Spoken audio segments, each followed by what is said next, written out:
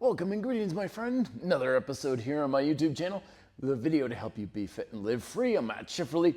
Today I'm showing you one of my favorite all-time micro workouts for just blasting the mother living hell out of the chest and the triceps, but with a unique warm-up that promises to bring more intensity specific to your triceps and chest while also saving your joints. Because even though these are pushing exercises that we'll be doing on the rings, the foundation for a lot of the tension and ability to use your muscles in your push chain actually comes from your back.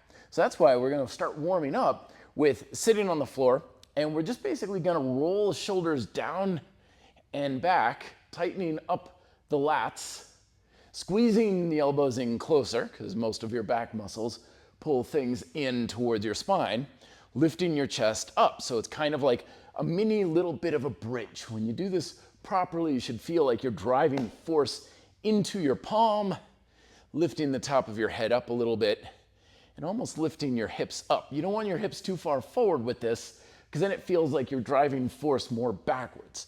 But instead, you want it downwards.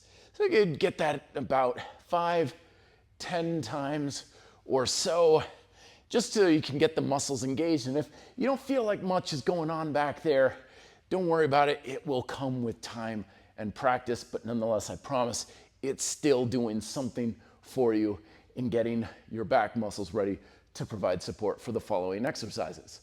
So our first exercise we're gonna do is the suspension or ring chest fly.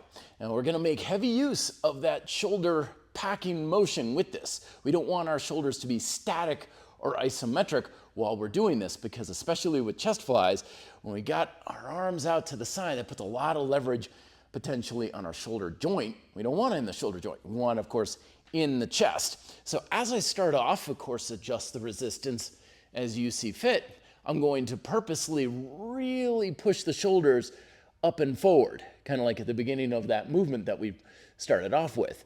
And as I come down, I'm going to forcefully pull the shoulders down away from my ears.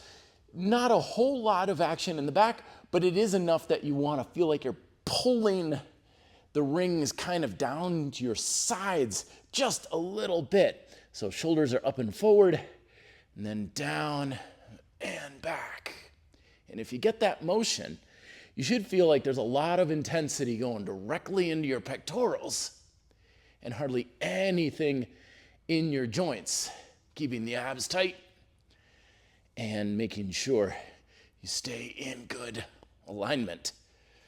And I like to have a bit of a pause just to make sure I have that control. Keep your head up.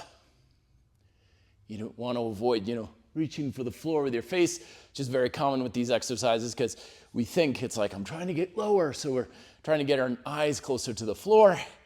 But in fact, you want you to think of chest closer to the floor, down nice and low with some good rotation, really emphasizing that scapular movement. For the final movement in our circuit, and again, no rest for these, it's just one right after the other, then we have our RTO push-ups. So once again, shoulders are up and forward, kind of thinking like cat from cat-cow exercise in yoga. And then as you pull the rings down, shoulders down, keeping that tension in your back, nice and low, full rotation, and then up and forward. Again, if you've got that stability in your back, it's all in the chest. Nothing really hard in the joints at all. Also gives you a lot more control over that rotation. Down nice and low. Again, I like to pause for the sake of control. You can go a little faster here. Use whatever speed suits you. Just maintain that control. So shoulders up and forward. Really exaggerate that motion. Especially as you get tired, you may have less of it. But that's why we warmed up with the shoulder packers. That driving down force. And then up, squeezing in, squeezing in, squeezing in. With the RTO push-ups, you want to be aware of like this kind of thing, where you're really winging out to the sides. You want to think really narrow hallway. Really, really, really tight. Not only is that more resistance, but it's also a heck of a lot more satisfying directly into the chest. Then after the allotted number of reps, which I'll talk about in a second for programming, we move forward a little bit, reduce the resistance, and we still want the shoulders kind of feeling like rolling down and back.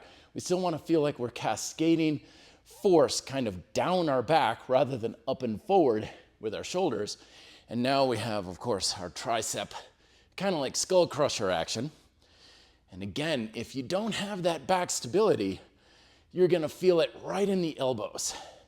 But as long as you got that shoulder packing back engagement, you shouldn't feel hardly anything in your elbows.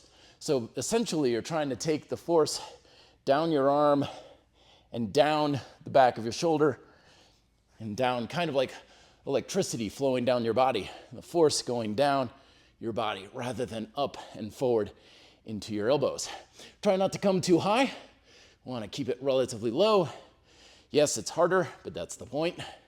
And again, adjust resistance according to what you need for your programming of your goals. When it comes to programming, remember you gain that which you challenge. So if you want strength, make sure you're using a lot of resistance, really backing yourself up so the repetitions are relatively short, low. You want short periods of time, 3, 4, 5, maybe 6 repetitions per each of the exercises, lots of rest in between, so that way you can put a lot of effort into each one and stop several repetitions shy of failure, because strength is a skill. You don't want to burn out because then it's harder to practice. If you're going more for endurance, of course, you want to go the opposite, where you're going to have a steeper angle to gravity, so your repetitions are much higher, lower level of intensity, and you're really going for the endurance, getting a good burn in the muscle, 10, 15, maybe even 20 repetitions for each one, and a little bit less rest periods for that. So you want to feel like you're kind of jumping into the next set. When your muscles are feeling like, dude, I need another minute here, it's like, no, come on, you're ready, let's go. That's going more for endurance. And hypertrophy, again, kind of a little bit of both, where you want a good amount of resistance, 8, 10, 12, the kind of rep range, but the real goal is to challenge your muscular work capacity. So really push until you get those last couple grindy reps, but don't be sloppy with your technique, of course. And overall, with the general consensus of programming, though, is use the volume that your energy level and time availability for the workout will allow. So if you don't have a lot of energy, or if you're burning out particularly quick, 1 to 2 sets will get the job done.